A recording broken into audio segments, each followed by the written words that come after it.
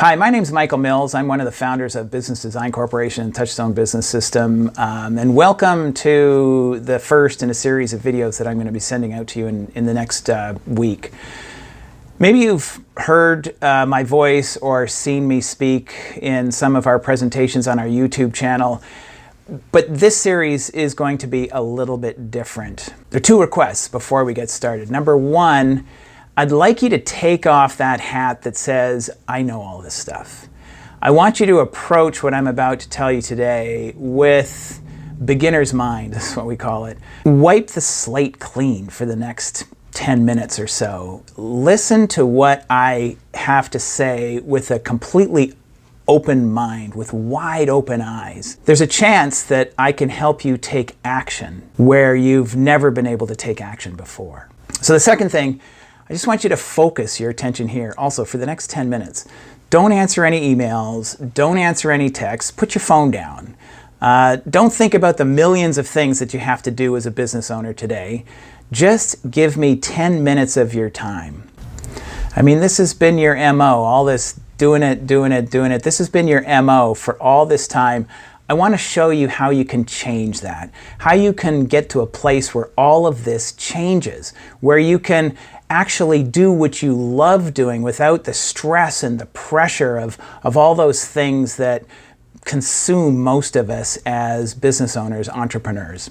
Now, because you're watching this, I'm guessing that you're a business owner, right?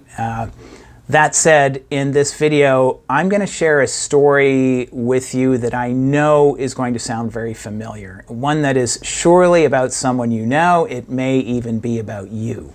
The lead character is someone who has decided that they no longer want to be told what to do. They want to take control of things. They want to be their own boss. They want to make lots of money.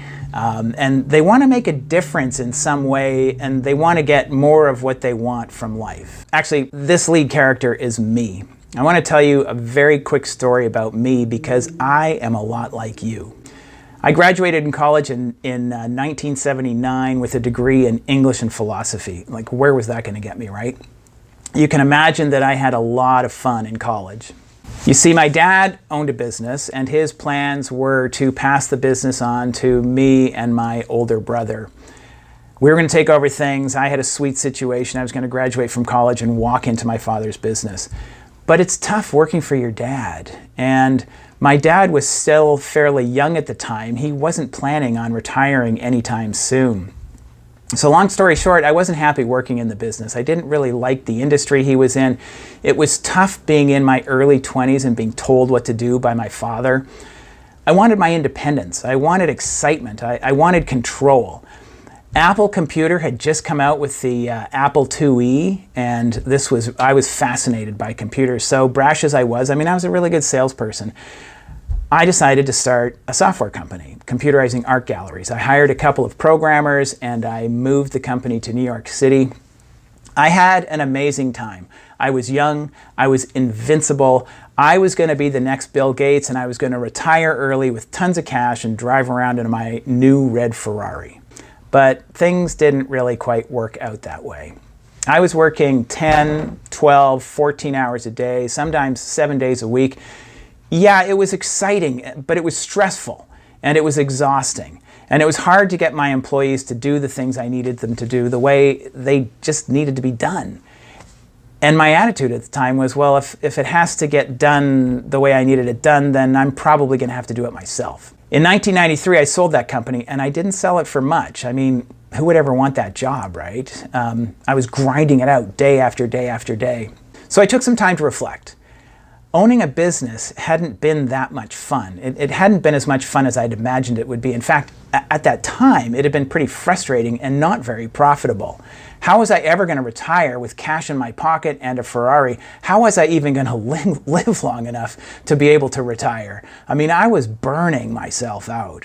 So then I read this book called The E-Myth by Michael Gerber. It made a lot of sense to me. It talked all about the importance and value of having documented operating procedures so that you could hire, train, and manage people according to a set of instructions.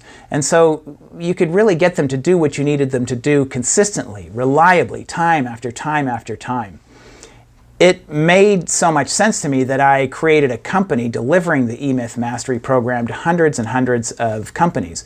So we've worked with lawyers, with mortgage brokers, with chiropractors, with every type of contractor you can imagine, electrical contractors, HVAC contractors, plumbing contractors, landscape contractors. I can't tell you how many times I've heard, yeah, but my business is different. My business could never be process dependent. It could never be systematized. But I say to most of these people, look, I have a consulting company. What can be more unsystematic than consulting? But I did it myself, and I had to for this reason. When my son was in 8th grade, my wife was concerned that he was pretty little, and he was about to graduate and go into this really big city high school, thousands of kids. She was wondering, what can we do to help him grow up a bit before he goes into this big, huge high school? And the answer, in 2004, we took a year off. We traveled around the world. It was the best thing I've ever done in my life, and I would never have been able to do it had I not had processes that I could leave with the people in my organization to be able to do what needed to be done while I was away. So during that year off, I was essentially calling in for the numbers. I mean, I was still in communication with everybody, but 12 months later, I came back, and things were pretty much humming along the way they needed to be all along. I've seen so many business owners get stuck in this rut, grinding it out, worried week after week after week. How are they going to make payroll? Or they're so busy, they just don't know when they're going to be able to have time to be with their wife and family. And it doesn't have to be this way. I know this. I've helped hundreds of business owners get to this place of freedom, and I've done it myself. So let me offer you a different picture. Michael Gerber, in his eMyth book, he once said that the only reason to own a business is to get more of what you want from life. So what he's saying is useful and it's powerful, but it's a really big question. I mean, what does it mean? It's a daunting task to ask yourself, what do you want from life? I like to say, what do you want from your business? I think that's a really important question to answer, and I think it's an easier question to answer. What do you want from your business? Is it more money? Is it more time? Is it more fun? Is it more control? Maybe it's all of these. And all of these boil down to one thing: more freedom. More freedom to do what you want to do. In all the work that we've done with hundreds of business owners over the past 20 years, we see that business freedom comes in 3 categories. It all boils down to one of 3 things. The first category of freedom is what we might call freedom to do what you love to do in your business without having to do all of those things that you don't want to do. So all those things that you don't want to do, they're done by other people in your organization that love doing them. And they've got the processes and instructions to be able to do them effectively. Second characteristic, or another type of business freedom, is to do what I did for that year, calling in from the numbers from say the British Virgin Islands. You can just put your favorite vacation spot here. What if you were to only work, say, 40 hours a year, and that would be all focused on strategic planning and the priorities that you set with your management team to be able to achieve the numbers that you come up into within your strategic planning process. So number 2 is freedom to be calling in for the numbers. Number 1 is freedom to do what you love to do in your business. You're still working in the business, but you're not having to do all those things that you don't like doing. The third freedom is selling your business, building your business's value so it can be sold for what you believe it to be worth, so that you can get a ton of money and retire comfortably. You did not start a business to be stressed out and be controlled by it. You started a business so that you could have more freedom. If, for example, the thought of taking a long vacation is stressful, and I mean a long vacation, say 3 weeks, 2 months, maybe even a year to travel around the world with your family, like I did, if you find that stressful, if you don't think you can do that, then you do not have the freedom that you're searching for. If you can't go because all that you've worked for would fall apart if you were gone for that long, or it's just not worth it because the backlog of crap that would be waiting for you when you got back, well, what's the point? What's the point of owning a business if that's the case? Now, you might be saying that all this hard work and sacrifice you're putting into your company, you're building sweat equity, and that's creating value for your company. You're going to have something to sell someday, and then you'll have your freedom. Well, I've got news for you. chances are nobody's going to buy your business when you're ready to sell it. I know. I've been there. I've done that.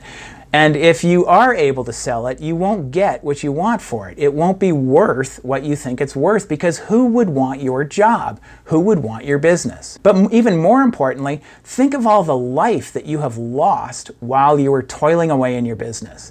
If you started your business when you were in your late 20s and you go through your 60s, well, you've lived the best part of your life. It's gone. It's over. You do not want to lose the best part of your life. But if it is easy to get away, if your business does run like a well-oiled machine, whether or not you're there, well, that business is worth something and it's serving you.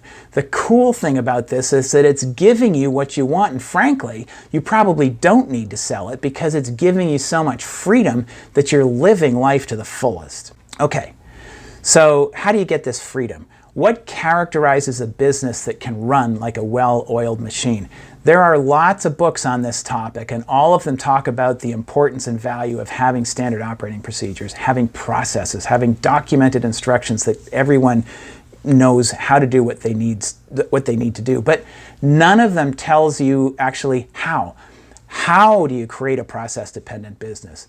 Well, that's what we do, and that's what we're going to show you. I'm going to give you some very, very clear and practical how-to knowledge that will assist you with the creating of your business into one that can run successfully like a well-oiled machine.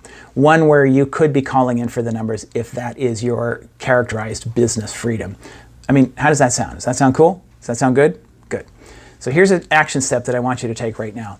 There's a link in this page down below here where you can download a complete set of process names. It's essentially a template of general business processes that we've created, having worked with hundreds and hundreds of businesses over the last 20, 25 years. It's a spreadsheet. There are 4 different worksheets if you look at the bottom, and each worksheet represents a different key function in your business. There's sales, there's production, there's management and strategy, and there's basically the back office operational things. And each of those key functions are organized by subcategories or subfunctions, and there are lists of processes that are in each one of those subcategories. So go through the list, delete any of the processes that you don't need, and add to your list any processes that you may think of as you're going through this exercise. Now, your business will not need all of these processes, and your business will need some processes that are not on this list, but it's a great framework from which to start. So go ahead, take action, download that spreadsheet. It'll take you 10 minutes to go through it, and it'll be a very, very valuable next step to take. And I would also love to hear from you. What are your challenges? What are your business challenges? Have you tried this before? Did it work? Did it not work? Do you agree with what I'm saying? Do you have any questions about the process list that I've given you or about how to do this exercise? Use the comments section below to give me some feedback. Just let me know what's happening. Which of the 3 business freedom descriptions that I gave you strikes a chord most with you? Paint me a picture of what you want your business to look like in the future. So this is Michael Mills from Business Design Corporation and the Touchstone Business System. Thank you, and I will see you in a couple of days.